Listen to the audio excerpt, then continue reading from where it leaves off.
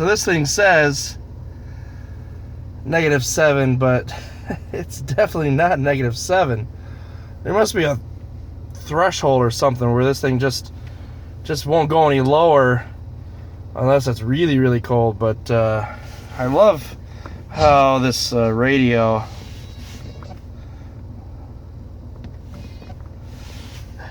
the radio is on. Look at how slow it's changing. Look at that. Isn't that crazy? That's how cold it is. This is coldest that I've ever seen it in this car. And I think my Comp G, I think there was one day when it was just as cold. But holy crap, look at that. It's just not, it just can't handle it. So I've got everything on auto right now. Forgot to hit those. Yeah, I'm probably hit that.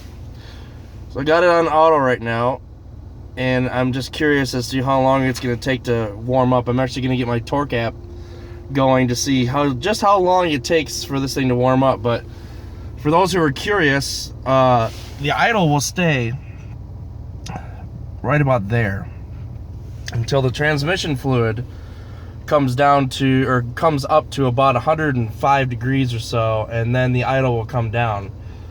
You don't want transmission fluid that's super cold and really thick.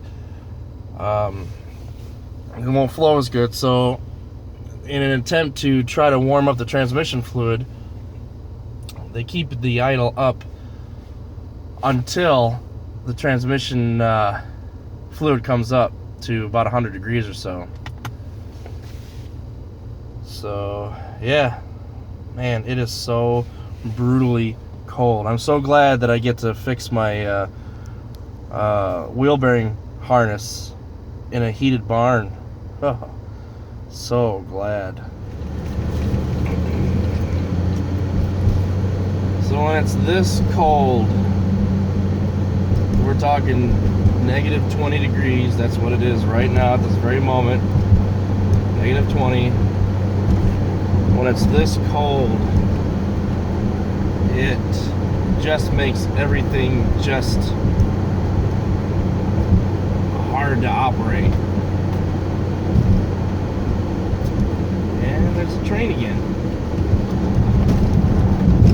Boy, I still have to laugh at that seal that's running along the windshield that's squeaking like that. Just because everything has been compressed, you know, as cold as it is, the glass is, you know, compressed, and the seal is really hard, and so it's just the way that it is with cold weather. But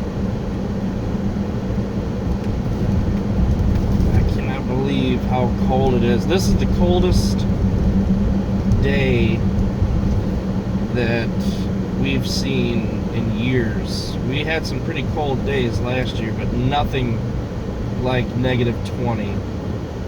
I mean, -25 it was the lowest temperature today. And it's just one of those things where you just if you're not used to this type of stuff, you have a reason to complain, I guess. So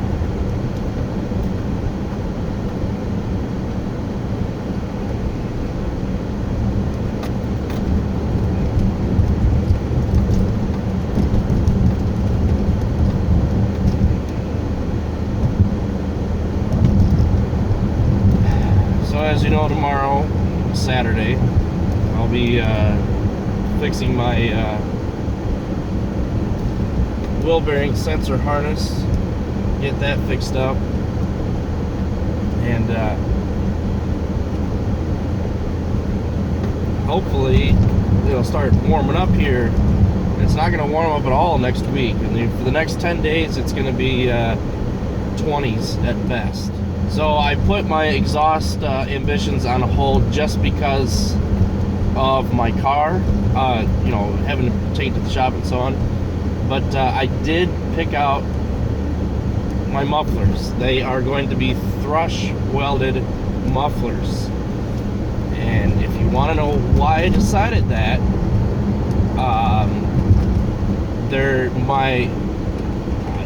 I just found this out.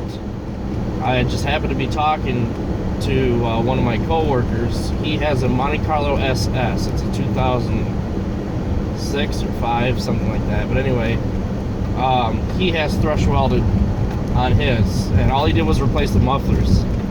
He brought the car into work for me to hear a couple days ago. Really nice guy. And I was absolutely impressed with the sound. Like I said, he changed nothing but the mufflers. So I was really impressed. Now I know that there's minor differences between the GXP and the Monte Carlo SS. However, it sounded great. I loved it. So I decided that I'm going to go thrush. I was actually looking at thrush for a while, but I thought no, because a lot of the videos on YouTube with the thrush welded twin chamber, they were everybody had either removed their resonator or their cat, or went with a much different exhaust design than was stock. And all I'm doing is replacing my mufflers. Keep in mind that I still have a warranty on this vehicle, and if I do anything drastic, they can blame that on my modifications. And changing out a couple of mufflers isn't going to void my warranty by any means. It's just something, as long as I take it to a certified shop and have them do the work, it's not going to void my warranty. So I cannot do things like remove the cat or resonator or whatever, at least not yet, not until my warranty expires. So but I did decide on the thrush welded. It's offset, it's center and offset 2.25, and I can get them on Amazon a pair for about $75 shipped. 75 to 80 bucks. The price fluctuates, a couple dollars here, a couple dollars there, depending on when I order them.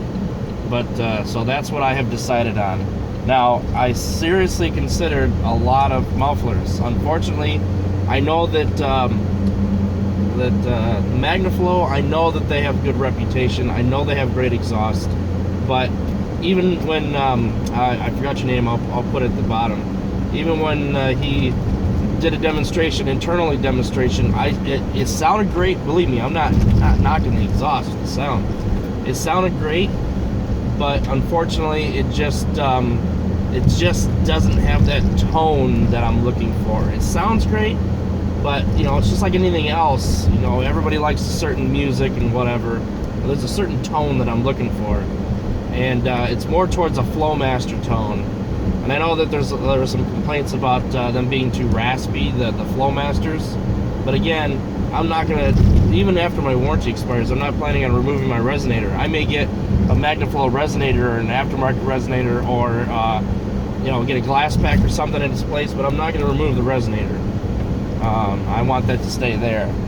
I'm not looking for the loudest exhaust you can possibly get, just raw exhaust right out of the cylinders. I'm not looking for that at all.